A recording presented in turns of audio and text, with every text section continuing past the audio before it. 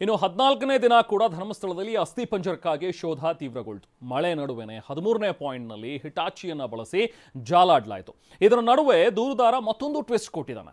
30 ಜಾಗದಲ್ಲಿ 300ಕ್ಕೂ ಹೆಚ್ಚು ಶವಗಳನ್ನು ಹೂತಿದ್ದೀನಿ ಅಂತ ಹೇಳ್ಕೊಂಡಿದ್ದಾನೆ. ಇನ್ನು 6ನೇ ಪಾಯಿಂಟ್ನಲ್ಲಿ ಸಿಕ್ಕಿರುವಂತಹ ಮೂಳೆಗಳ ರಹಸ್ಯ SITಗೆ ಸವಾಲಾಗ್ಬಿಟ್ಟಿದೆ. ಈ ಕುರಿತ ಒಂದು ಡೀಟೇಲ್ ರಿಪೋರ್ಟ್ ಇದೆ, ಬನ್ನಿ ನೋಡೋಣ.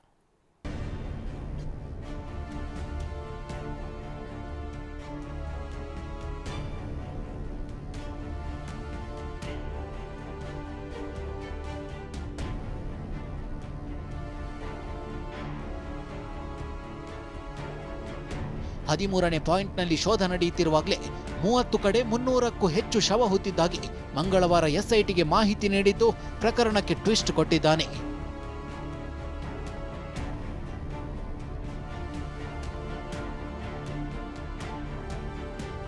ಮೂವತ್ತು ಜಾಗಗಳಲ್ಲಿ 300ಕ್ಕೂ ಹೆಚ್ಚು ಶವಗಳನ್ನು ಹೂತಿದ್ದಾಗಿ SIT ಮುಂದೆ ತಿಳಿಸಿದ್ದಾನೆ. ಎಲ್ಲಾ ಕಡೆ ಡ್ರೋನ್ ರಾಡಾರ್ ಮೂಲಕ ಶೋಧಕ್ಕೆ ಒತ್ತಾಯಿಸಿದ್ದಾನೆ. ಧರ್ಮಸ್ಥಳದಲ್ಲಿ ಮೊದಲ ಪಾಯಿಂಟ್ನಿಂದಲೇ ಅಂದ್ರೆ ಈಗಾಗಲೇ ಅಗೆದಿರೋ ಸ್ಥಳದಲ್ಲೂ GPR ಶೋಧಕ್ಕೆ ಮನವಿ ಮಾಡಿದ್ದಾನೆ. ಮಂಗ್ಲಗುಡ್ಡ ಕಲ್ಲೇರಿಯಲ್ಲಿ ಮತ್ತಷ್ಟು ಪಾಯಿಂಟ್ ಇವೆ, ರತ್ನಗಿರಿಯಲ್ಲಿಯೂ ಮತ್ತಷ್ಟು ಸ್ಥಳ ತೋರಿಸೋದಾಗಿ ಹೇಳಿದ್ದಾನೆ ಎನ್ನಲಾಗಿದೆ. 30 ಜಾಗಗಳಲ್ಲಿ 300 ಶವಗಳನ್ನು ಹೂತಿದ್ದೀನಿ ಅಂತ ಅಂದ್ರೆ ಅವನ ಪ್ರಕಾರ ಇನ್ನೂ 15 ಪಾಯಿಂಟ್, ಈಗಾಗಲೇ 16 ಪಾಯಿಂಟ್ ಆಗಿದೆ, ಇನ್ನೂ 15 ಪಾಯಿಂಟ್ ತೋರಿಸಲಿಕ್ಕೆ ರೆಡಿ ಅನ್ನೋದನ್ನ ಅವನು ಇಂಡೈರೆಕ್ಟ್ ಆಗಿ ಅದನ್ನ ಹೇಳಿರುವಂತದ್ದು. ಇದೆಲ್ಲದರ ನಡುವೆ SIT ಅಧಿಕಾರಿಗಳಿಗೆ ಸಿಕ್ಕಿರೋ ಏಕೈಕ ಸಾಕ್ಷ್ಯ ಕೂಡ ಸವಾಲಾಗಿ ಪರಿಣಮಿಸಿದೆ. ಸಿಕ್ಕ 24 ಮೂಳೆಗಳ DNA ನಾಶವಾಗಿರುವ ಸಾಧ್ಯತೆ ಇದೆ. 6ನೇ ಪಾಯಿಂಟ್ನಲ್ಲಿ ಒಟ್ಟು 24 ಮೂಳೆಗಳು ಸಿಕ್ಕಿದ್ದು ಮೂಳೆಗಳನ್ನು ಇಟ್ಕೊಂಡು ತನಿಖೆ ಕಷ್ಟ ಅನ್ನೋ ಮಾಹಿತಿ ಲಭ್ಯವಾಗ್ತಿದೆ. ಫಾರೆನ್ಸಿಕ್ ಕಾನೂನು ದೃಷ್ಟಿಯಿಂದ SITಗೆ ಸವಾಲಾಗಿ ಪರಿಣಮಿಸಿದೆ. ಮಣ್ಣು, ನೀರು, ಹವಾಮಾನದಿಂದ DNA ನಾಶವಾಗಿರೋ ಸಾಧ್ಯತೆ ಇದೆ. ಫಾರೆನ್ಸಿಕ್ಗೂ ಪಾಯಿಂಟ್ 6ರ ಮೂಳೆ ರಹಸ್ಯ ಸವಾಲಾಗಿದೆ. DNA ಸೇರಿದಂತೆ ಹಲವು ವಿಧದ ಪರೀಕ್ಷೆಗಳೇ ಸವಾಲಾಗಿ ಪರಿಣಮಿಸಿದೆ.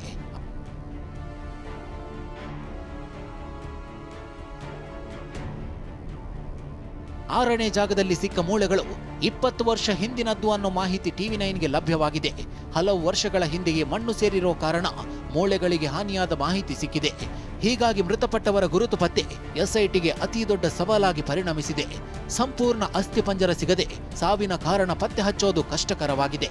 ಪ್ರಕರಣದಲ್ಲಿ ನೇರ ಸಾಕ್ಷ್ಯಗಳು ಇಲ್ಲದ ಕಾರಣ ಕೋರ್ಟ್ನಲ್ಲಿ ಕೇಸ್ ನಿಲ್ಲಲು ಹಲವು ಸಾಕ್ಷ್ಯಗಳ ಕೊರತೆ ಇದೆ.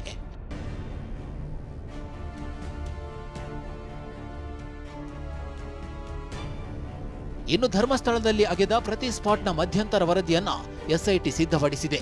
ಅನಾಮಿಕ ಸೂಚಿಸಿದ್ದಲ್ಲಿ ಅಗೆದ ಜಾಗಗಳ ವರದಿ ತಯಾರಾಗಿದೆ.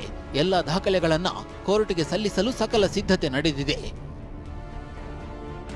ಸ್ಪಾಟ್ 1ರಿಂದ 16ರವರೆಗೆ ಅಗೆತ ಪ್ರಕ್ರಿಯೆಗಳ ವರದಿ ಸಜ್ಜಾಗಿದೆ.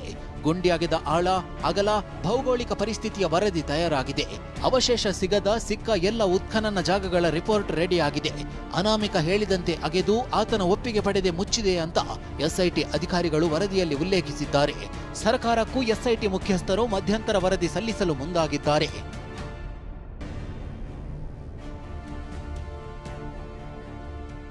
ಇತ್ತ ಗೃಹ ಸಚಿವ ಪರಮೇಶ್ವರರನ್ನ SIT ಮುಖ್ಯಸ್ಥ ಪ್ರಣಬ್ ಮೊಹಂತಿ, SP ಅನುಚೇತ್ ಭೇಟಿ ಮಾಡಿದ್ದಾರೆ. ವಿಧಾನಸೌಧದಲ್ಲಿ ಪರಮೇಶ್ವರ್ ಭೇಟಿಯಾಗಿ ಧರ್ಮಸ್ಥಳ ಪ್ರಕರಣ ಕುರಿತು ಅರ್ಧ ಗಂಟೆಗಳ ಕಾಲ ಚರ್ಚಿಸಿದ್ದಾರೆ. ಇನ್ನು ಬೆಳ್ತಂಗಡಿಯ SIT ಠಾಣೆಗೆ ಮಾನವ ಹಕ್ಕುಗಳ ಆಯೋಗ ಭೇಟಿ ನೀಡಿದೆ.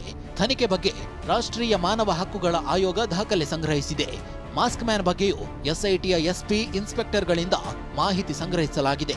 ಕಳೆದ 3 ದಿನದಿಂದ ಬೆಳ್ತಂಗಡಿಯಲ್ಲೇ ಮಾನವ ಹಕ್ಕುಗಳ ಆಯೋಗ ಬೀಡು ಬಿಟ್ಟಿದೆ. ಪೃಥ್ವಿರಾಜ್ ಜೊತೆ ಅಶೋಕ್, TV9 ಧರ್ಮಸ್ಥಳ.